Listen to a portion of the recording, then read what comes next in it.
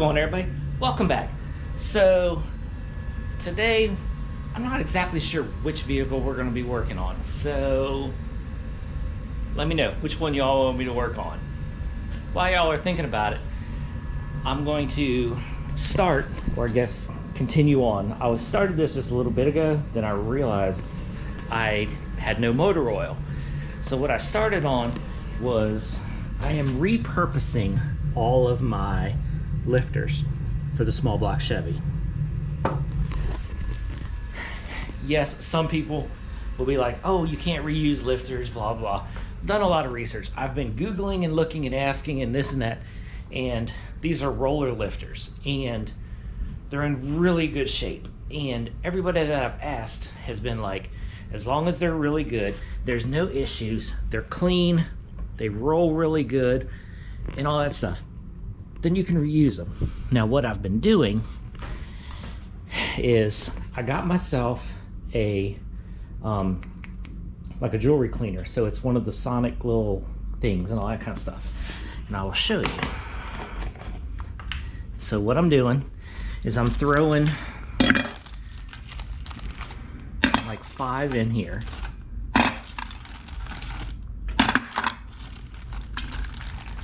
There's another one. There we go. Yuck. Should put gloves on. Throwing 5 in there. Then I'm going to cover it. There. Now, plug it in. We'll adjust the time and start it. Now what it's going to do is you can already see it starting to break up the stuff.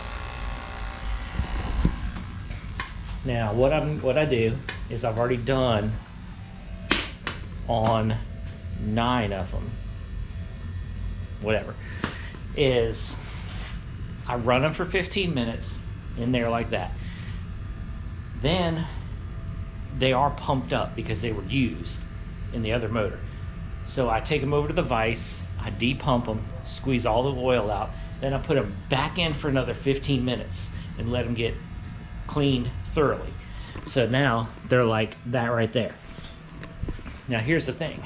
With that cleaner, it basically is stripping all the oil, all the junk, all the contaminants out of the lifters, which is fine because that's what I want. But here's the thing. You take all the oil, all the stuff out of it, and a lot of that is just kind of like bare metal. That's why I was like, oh crap, I need to run to the store real quick. So now all I'm going to do is put them in the oil. So I'm not pumping these up. All they're going to do is sit in the oil until I'm ready to use them and put them in the motor. So that way they're going to stay with oil all around the lifter or around the roller pieces. They're going to stay nice and clean and all that stuff. So we'll finish the other ones, which I'm just going to do off camera on my own little time. Put them in the oil and let them soak. And within a couple weeks, when I get my cam, these will be ready to go in the motor. And when you start the motor up, they will pump up and be ready to roll. Alright, so has anybody made a decision on what we work on? Well, I have. We're going to work on both. We're just going to work a little bit here on this and a little bit on that. First thing we're going to start off on is the Silverado, getting the shifter back in. So there's the shifter on the floor right there. And I have some parts cleaner. So we're going to go ahead and get all that clean. And then we can put gasket sealer stuffies on there and get it put in the truck. So let me set up my tripod and we'll get cleaning that piece. Of course, I forgot to hit record when I was cleaning this. So this is the plate that goes in between the shifter and the transmission. So the top is, well, I mean, the whole thing's metal, but the top is just plain metal, and then the bottom is a rubberized coating on there. So when it squishes against the transmission, this will help seal. I am going to throw a little bit of like silicone, whatever the heck, you know, around that to help seal. Then of course on the top, definitely. Now we need to get the rest of this clean because it is junky. So need a brush, wire brush.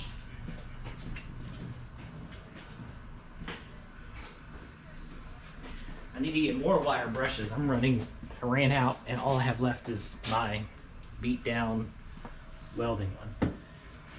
So all we're gonna do, start off with, is just spraying this with brake cleaner and wire brushing it real quick.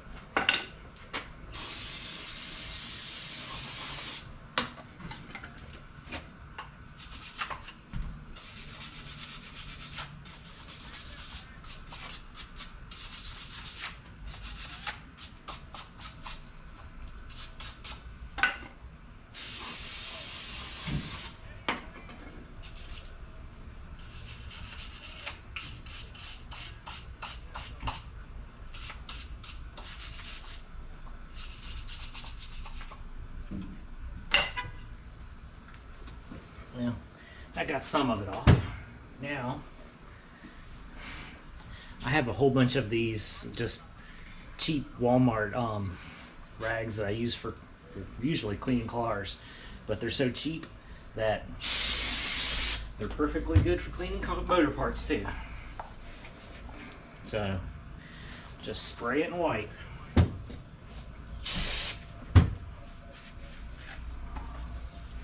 Try to get this as clean as possible so that way everything seals up good when I put the sealant around there and get it back in.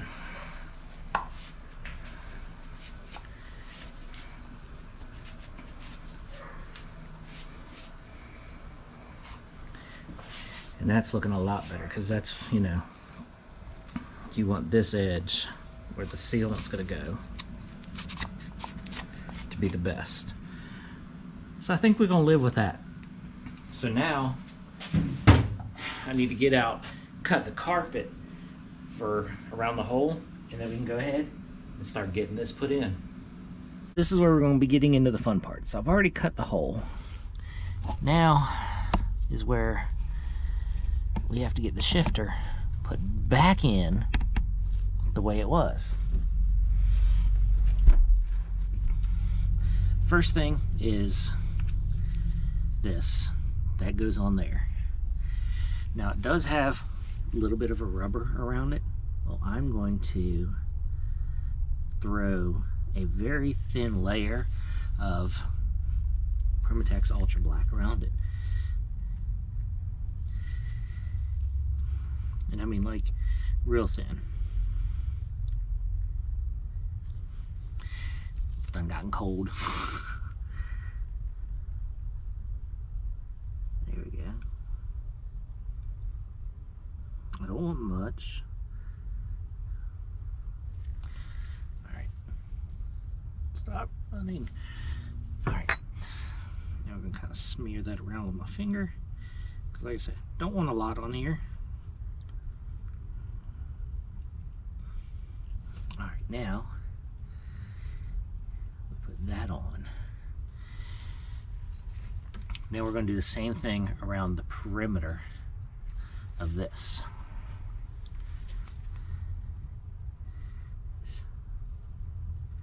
Come on, get the coming out. There we go.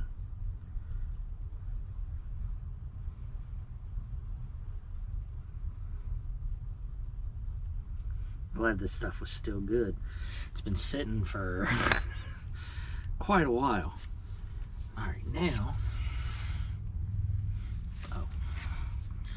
got to get the bushings that go in these holes.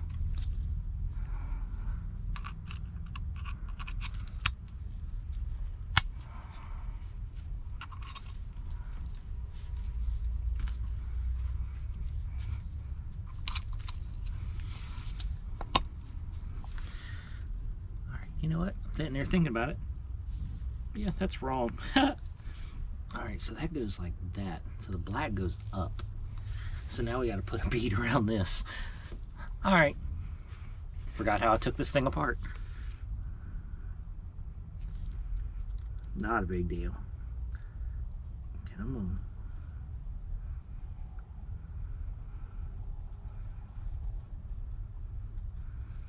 All right, there we go. Same thing, kind of.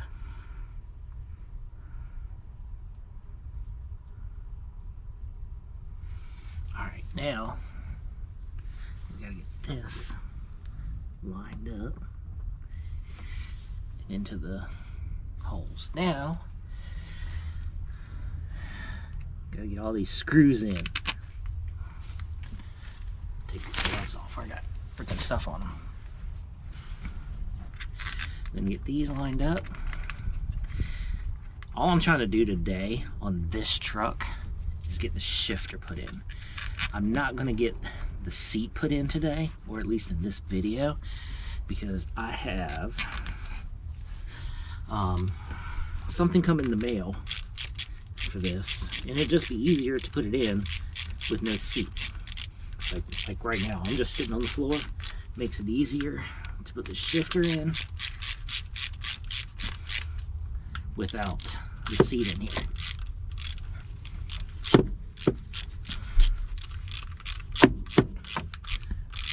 All right, almost got all that in.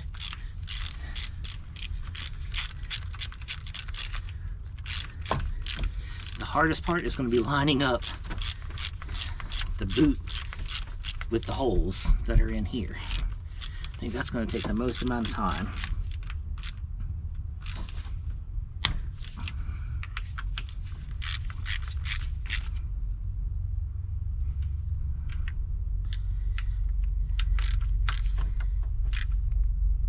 Alright, that's done.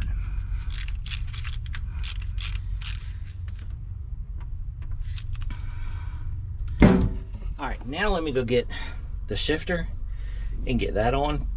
Like I said, that's going to take a while because I have to line up the bolt holes within here. So it's going to take a while. So I'll show you what it looks like when it's done. There we go. Got the shifter in. That really took me a lot longer than what I was expecting.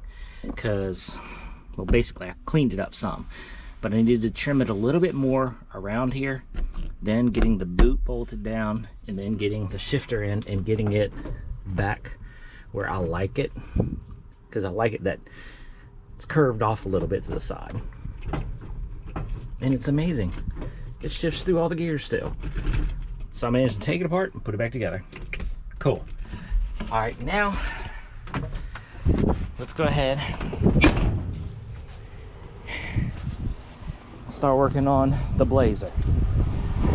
Whew, windy. So let's see, what do I want to do? Do I have? That's a wood Sawzall blade. I don't know if I have any metal Sawzall blades. Yes, I do. Okay, so we're gonna... Basically, my goal is to get that motor out before the end of this year, which isn't much more. Is there? Heck no. Shoot. Well, within another video. So I'm sitting there thinking, I was like, crap, the year's almost over.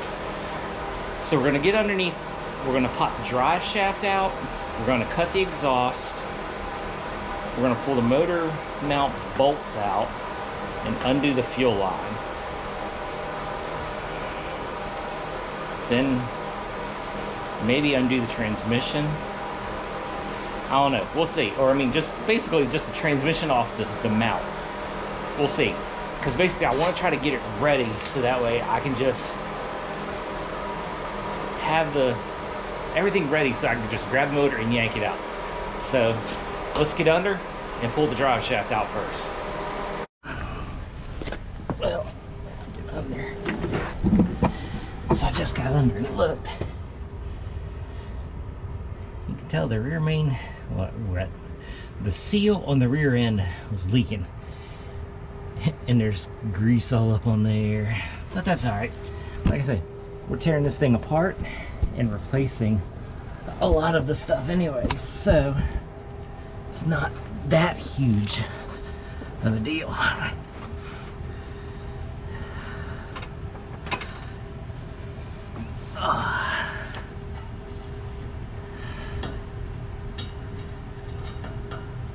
I mean, crap. I'm pretty sure this rear end will hold the amount of power I want. I mean, I'm not putting, you know, wow. The muffler is literally like 1/8 of an inch away from the drive shaft. It ain't rubbing, because you can see there's no mark on the drive shaft, but it's literally like 1/8 of an inch or so. I can't even get my hand in there. I can feel the gap. That's crazy. Whoever put this exhaust on did a craptastic job. I mean, there's a freaking coat hanger hanging, you know, for the hanger on the back there.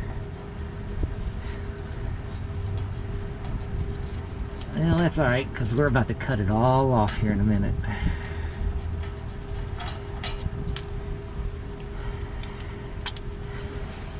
Let's first get this drive shaft out.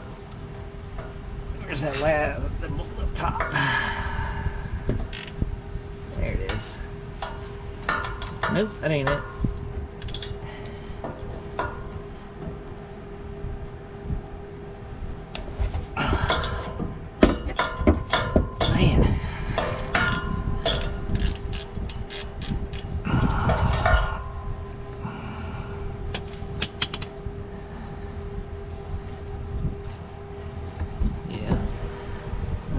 New exhaust-ish, but it leaks so bad. I mean, I know it leaks like right there where you know, it's a Y pipe and it joins in, and right where it goes to that catalytic, to the catalytic converter right there, I know it leaks right there. But that's alright, because we're gonna get the saws off and cut it right there. Somewhere in there. We're just going to cut it on this side, cut it up there. That way it makes it easy to pull the motor out. Alright, one last bolt. More inch go. Here it is.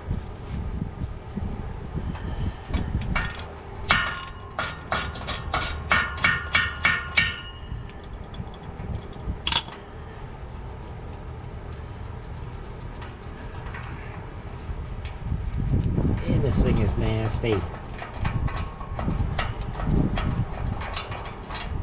There's that clip off right there. I can't reach it. I can't. Gotta get the tub just in case it leaks transmission fluid out before I knock this off.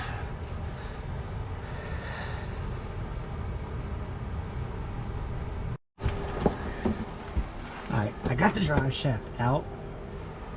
It was really stuck.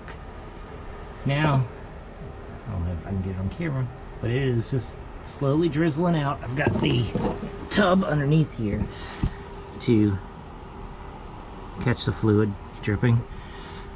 Got it jacked up, you know, to kind of ease it back and all that stuff. So now, we're going to get the Sawzall out. And we're going to cut right here at the Y pipe, and then we'll go over there, or I don't know, cut it right here, because if I cut it right here, it should just, both pieces of the Y should be there. So if I cut it here and then just cut along and take all of it out, that should basically do it. And then I have one bolt right there for the trans that's bolted to the cross member. And underneath here should almost be done and ready to yank. Speedometer cable. We're getting there. Alright, well, I'm going to saw all this off first. It's loud, so I'm not going to video that. Man, this thing I'm glad that I am tearing this thing apart. Well, as you can see now, the exhaust is completely out. I cut it right there at the Y pipe, so now the rest will just come out with the motor. Now here's the exhaust, and there's, it was leaking right there. There's this. Now it was put together with wire and that. Wow. Like I said, I'm glad I'm tearing it all apart and completely refurbishing this thing and getting it back to the way I want it, and with a 1J. Because, well, I mean, it is a 1983, but at the same time, come on, man, there ain't no reason to put a truck together like this. Because when I put it back together, as I'm putting it together, all new pieces, all good hardware, all good stuff, and new stuff. Well, I'm tired, I'm hungry, it's not getting late, but I'm just done for the day. So I think we're gonna call it. We'll pick it up in the next video. We might pull the motor, I don't know. All that's left is 3 bolts, which are the 2 motor mounts and the 1 transmission mount, and then the fuel line. That's all that's left. So I think next video we should be pulling the motor. That's my goal, that's what I'm hoping for. Alright, stay tuned. Thanks for watching, thanks for subscribing. Catch you in the next video.